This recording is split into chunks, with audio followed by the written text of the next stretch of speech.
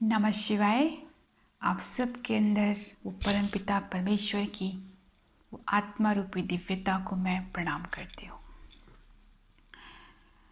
कौन सा समय शुभ है, कौन सा समय अशुभ है, ये बात तभी आती है जब हम उस परम तत्व को नहीं जानते।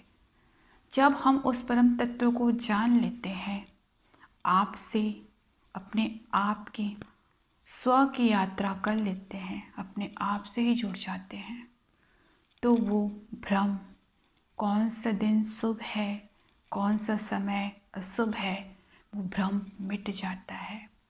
इसलिए याद रखना, भले ही आप वहाँ तक पहुँचे ना हो, लेकिन जिस समय आपका मन उस परम पिता परमेश्वर से मिल गया, आपका मन खुश हो गया, वही समय, वही दिन, वही घड़ी आपके लिए सर्वोत्तम है। ये बैरियर है हमारा जो हमने बनाया है कि ये घड़ी शुभ है, वो है, लेकिन 100 में सिर्फ 10%, 90% आपका मेंटल स्टेटमेंट है। आप जो सोचोगे, जहाँ आपकी चेतना होगी, आप वैसे ही अपने लिए क्रिएट कर दोगे। इसलिए याद रखना, जब परमात्मा का नाम लिया जाता है और स्वयं जब परमात्मा इस धरती पे जन्म लेता है, वही पल सर्वोत्तम होता है। इसके लिए कोई शुभ घड़ी, अशुभ घड़ी, कोई दिन, इसका ये जो फिनोमिना होता है, ये जो बैरियर होता है, वो टूट जाता है।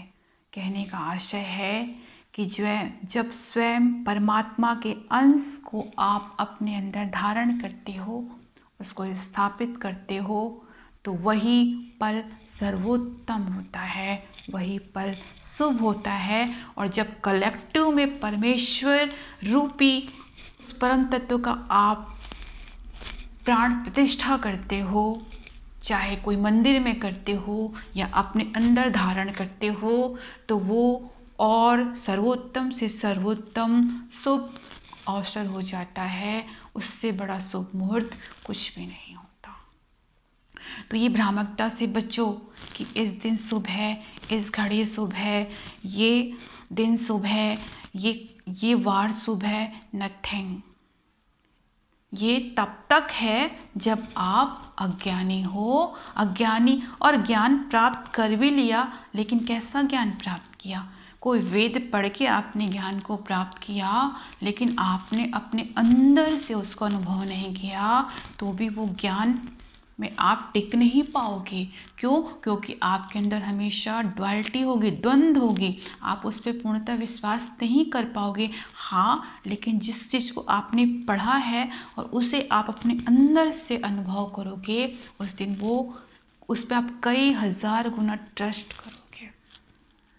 इसीलिए परमात्मा के नाम जपने के लिए, परमात्मा की स्थापना करने के लिए, परमात्मा का कोई भी काम करने के लिए कोई शुभ मुहूर्त नहीं होता।